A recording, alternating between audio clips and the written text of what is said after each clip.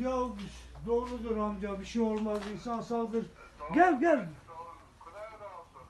Yok valla hepsinden. Durum nasıl amca?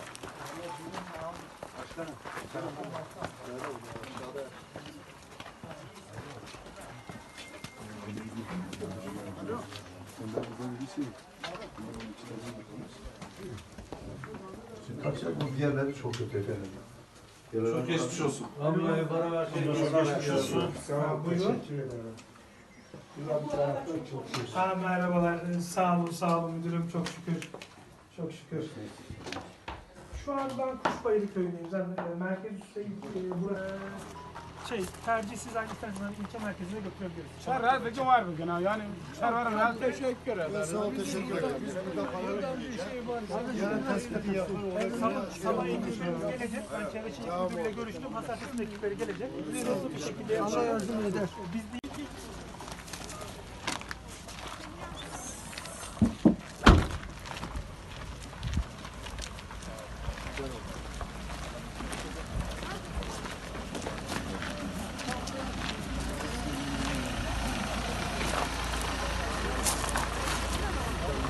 Ablam battaniye ihtiyacı olan var mı?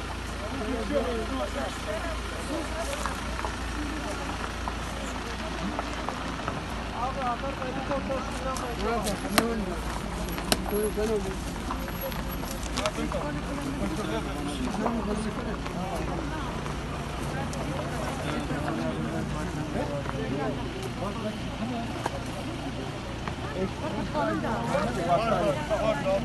Tamam.